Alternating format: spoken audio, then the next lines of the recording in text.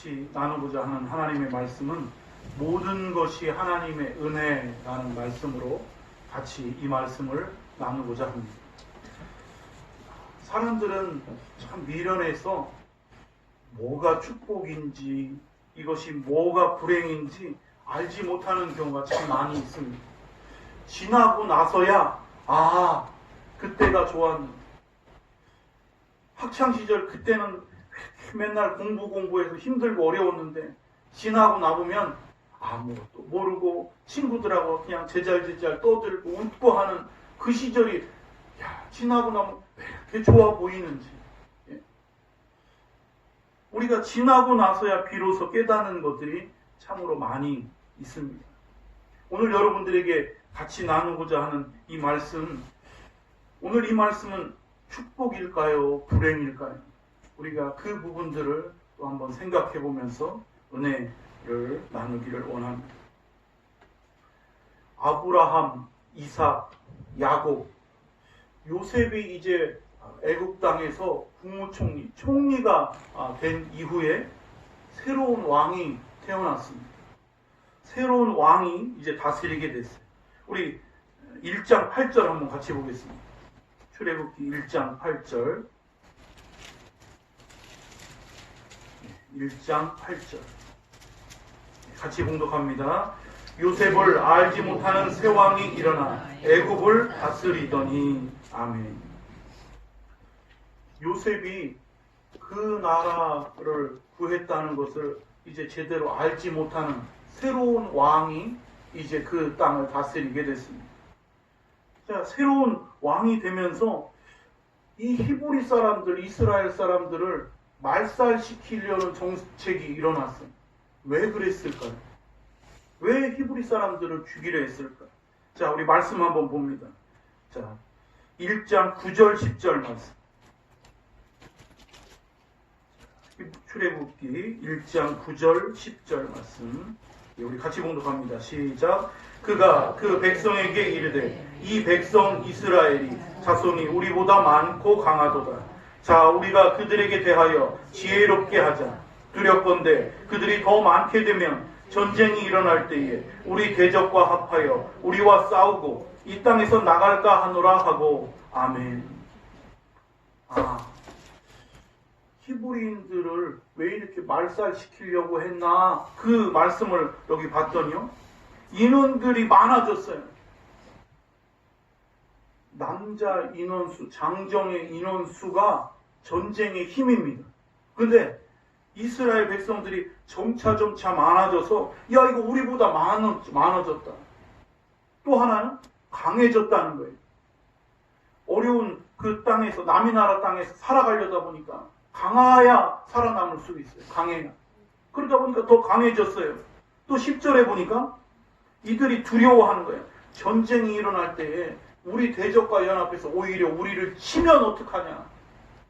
이제 이스라엘 백성들을 가만둬서는 안 되겠다라고 생각을 한 겁니다.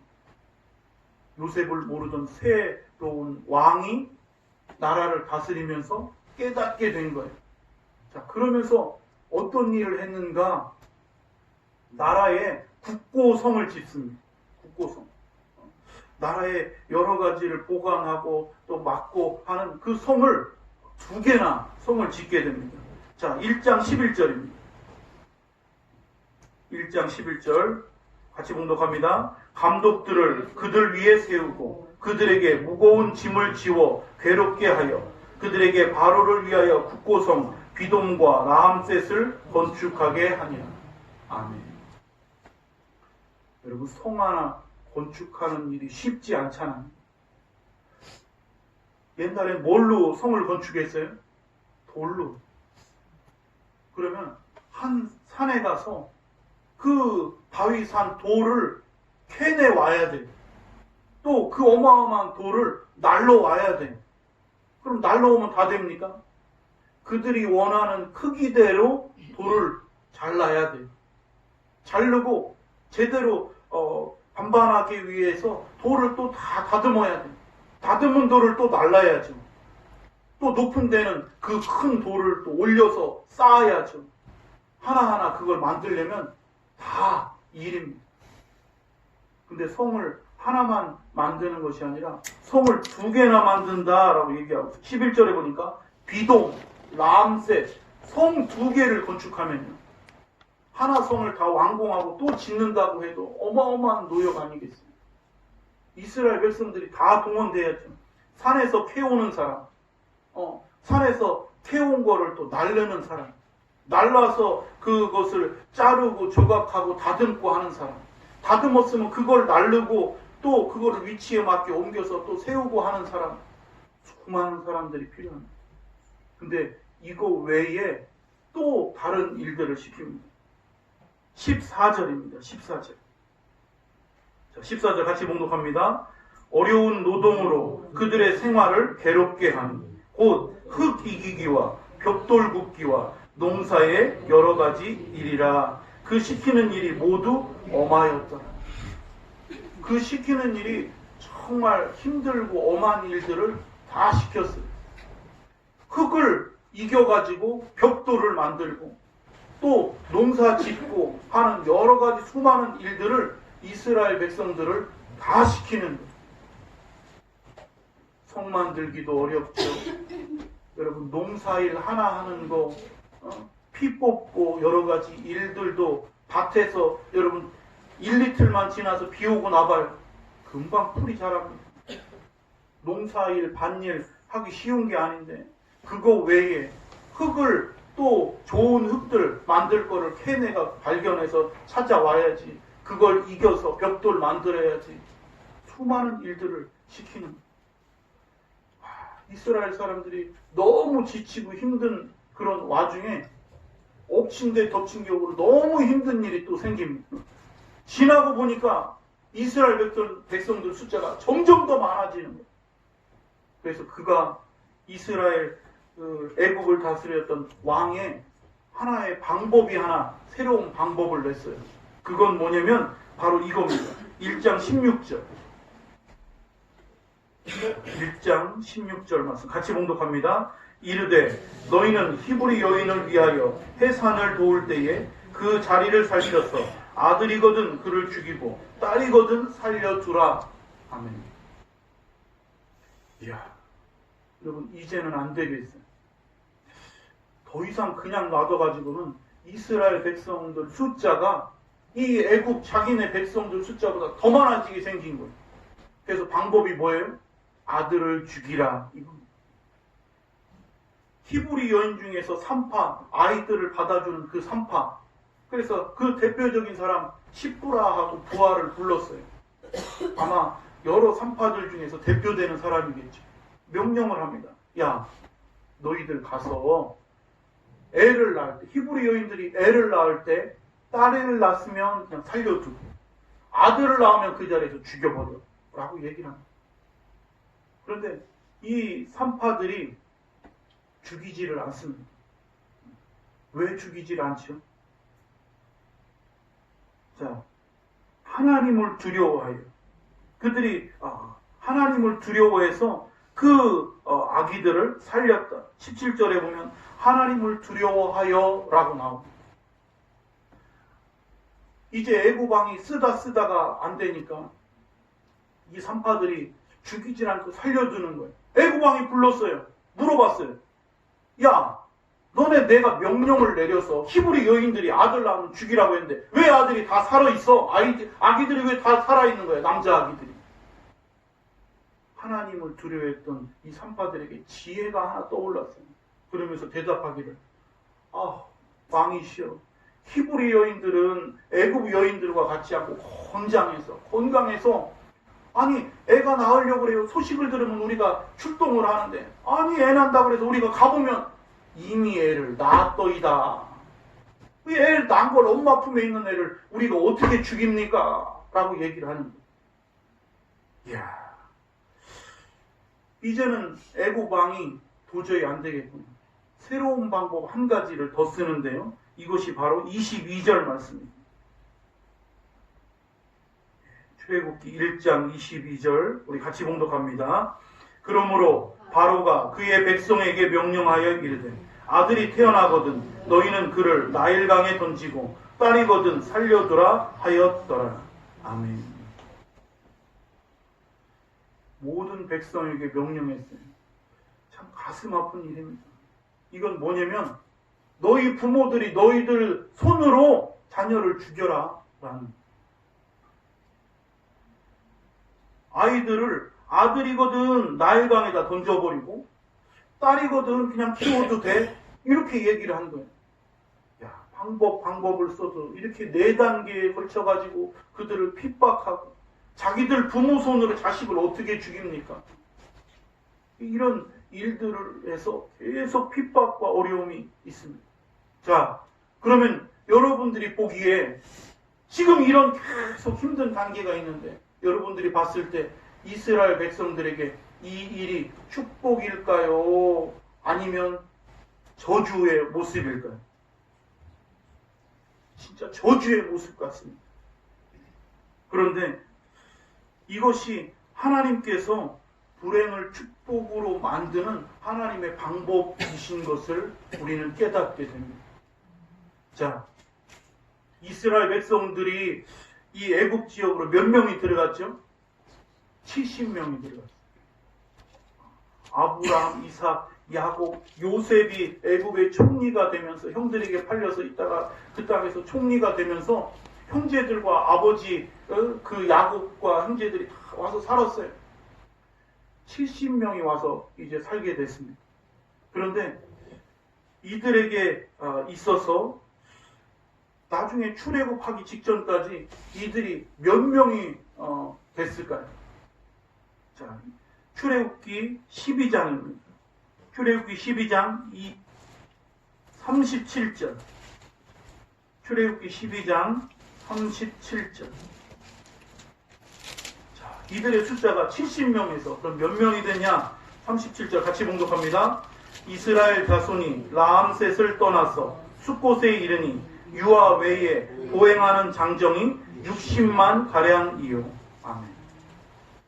장정만, 전쟁에 임할 수 있는 장정. 그러니까 너무 어린 아이, 남자, 여자아이 빼고, 너무 나이 많은 남자, 여자분들 빼고, 여자들 다 빼고, 장정만 60만 명. 근데 학자들은 얘기하기를 200만 명에서 200만 명 이상이라고 얘기됩니다.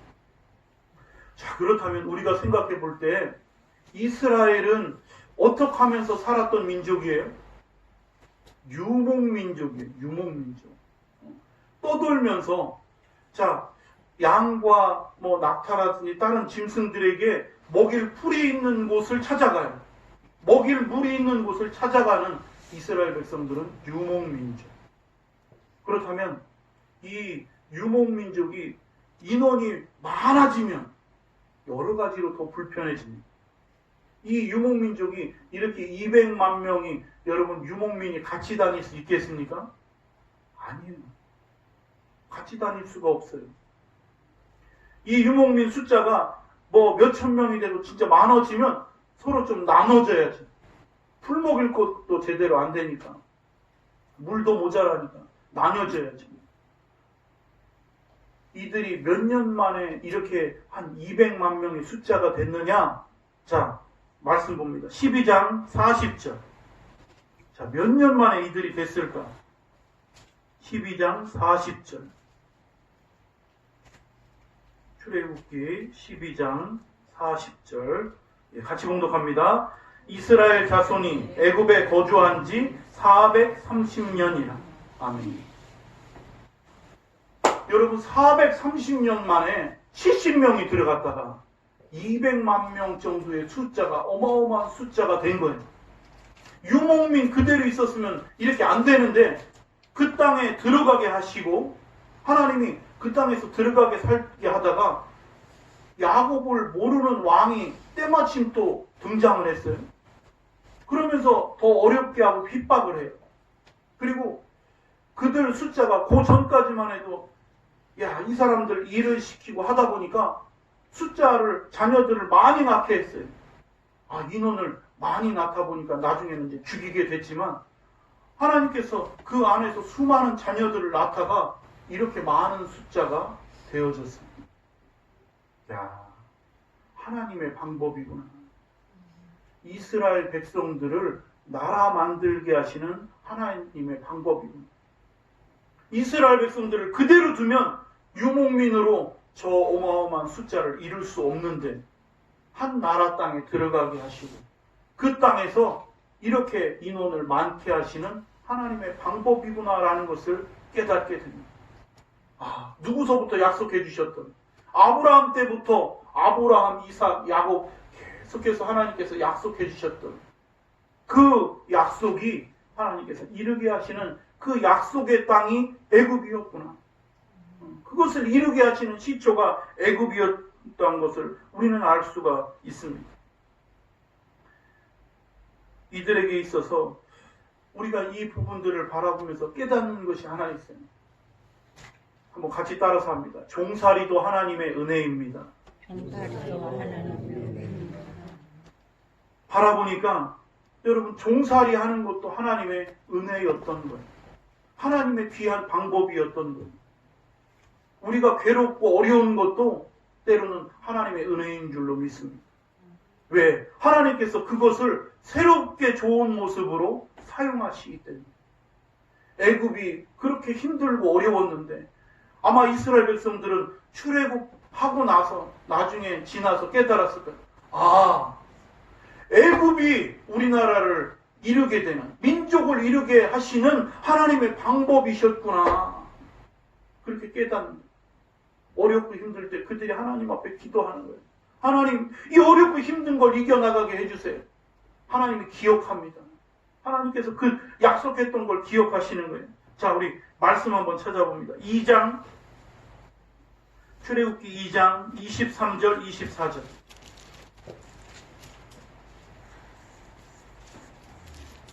출애굽기 2장 23절, 24절. 우리 같이 봉독합니다. 여러 해 후에 애굽 왕은 죽었고 이스라엘 자손은 고된 노동으로 말미암아 탄식하며 부르짖으니 그 고된 노동으로 말미암아 부르짖는 소리가 하나님께 상달된지라. 하나님이 그들의 고통 소리를 들으시고 하나님이 아브라함과 이삭과 야곱에게 세운 그의 언약을 기억하사. 아멘.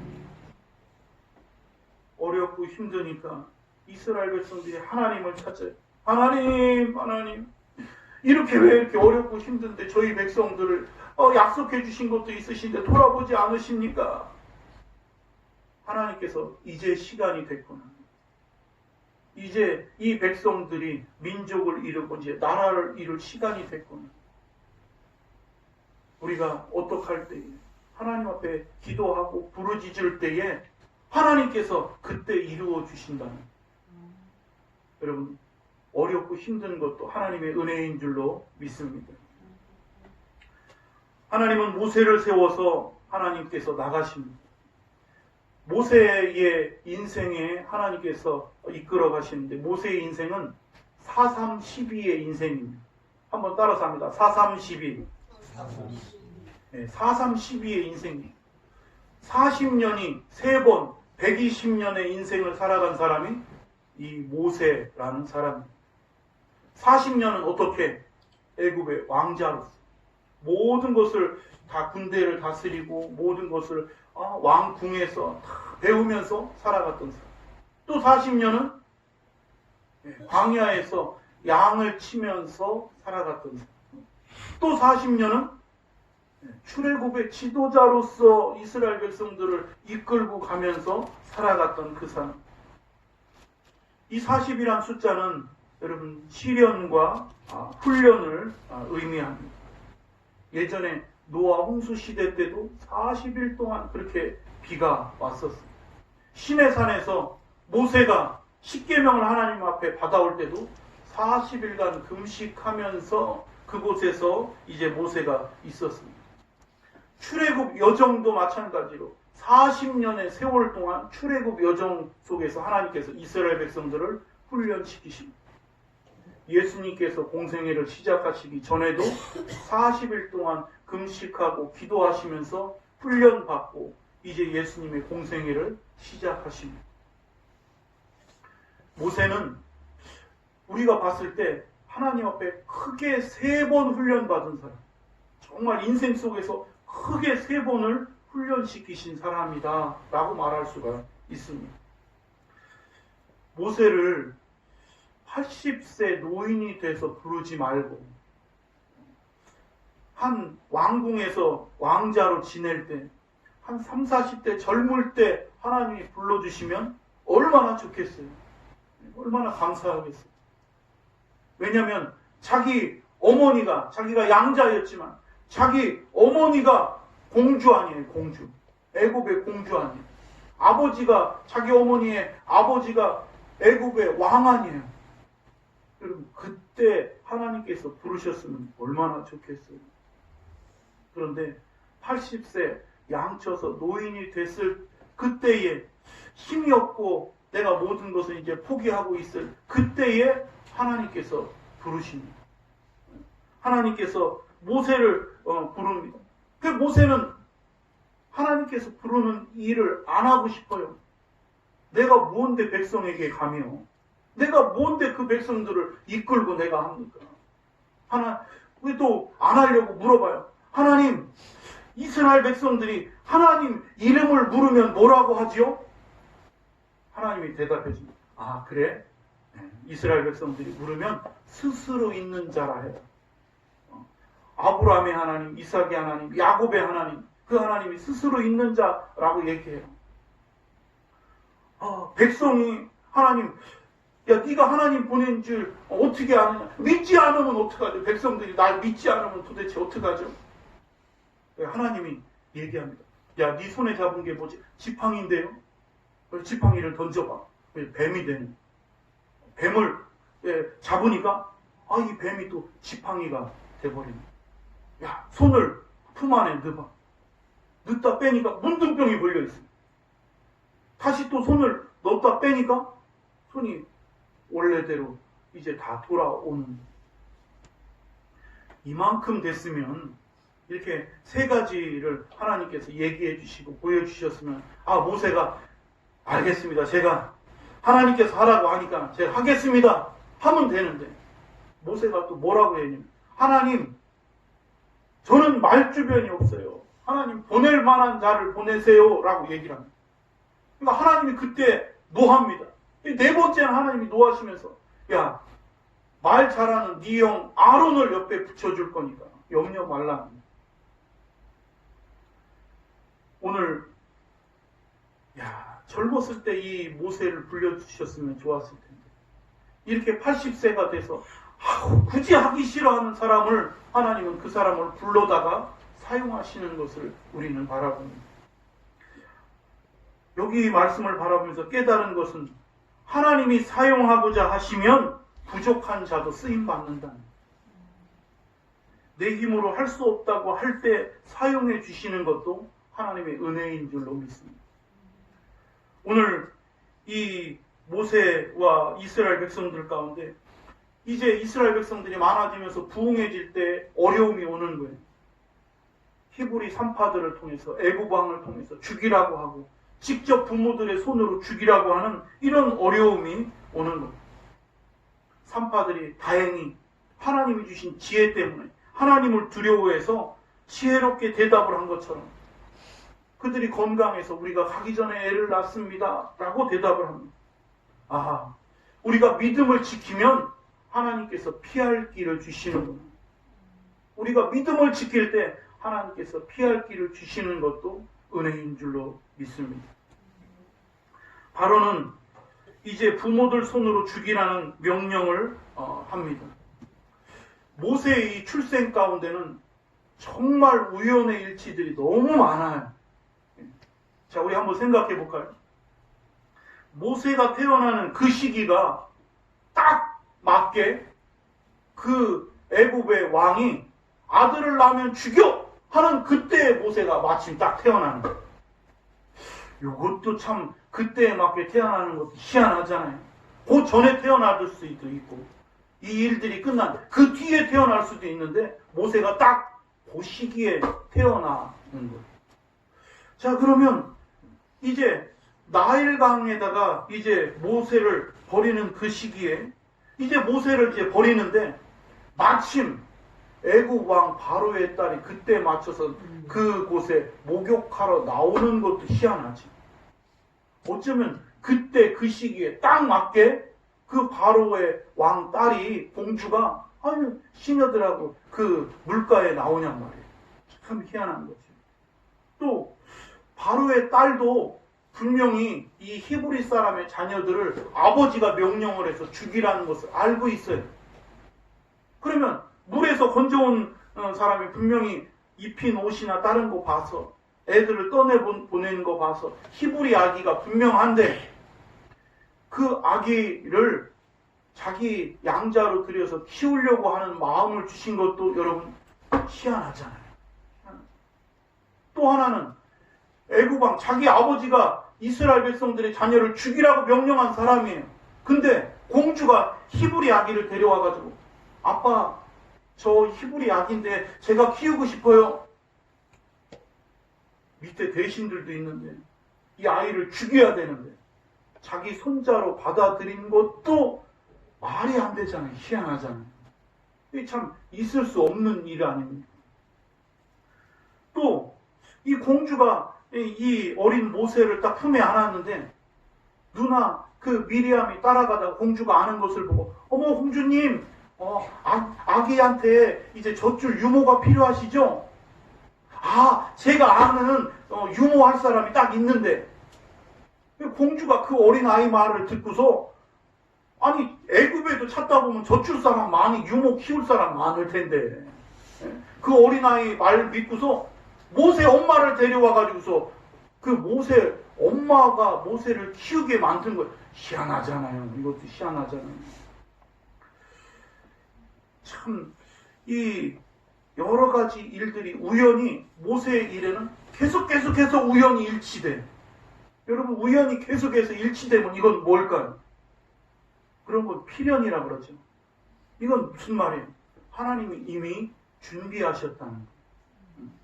수많은 우연들을 하나님께서 이미 다 예비하셨다는 거죠. 여러분 우리의 삶 속에서 위기 가운데 예비해 주시는 하나님을 바라보시기를 주님의 이름으로 축원합니다. 지나고 나서 우리가 인생을 다 되돌아보면 모든 것이 다 이렇게 하나님의 은혜인 줄로 믿습니다. 모세의 생애는 모든 것이 은혜였습니다. 우리 성도님들의 생애도 모든 것이 은혜가 되어지기를 축원합니다. 우리가 잘 돼도 감사해야 돼. 안 돼도 감사하는 우리 성도님들이 되시기를 주님의 이름으로 축원합니다. 기도하겠습니다. 사랑의 하나님, 저희들 가운데 함께 하시는 하나님을 찬양합니다. 모세를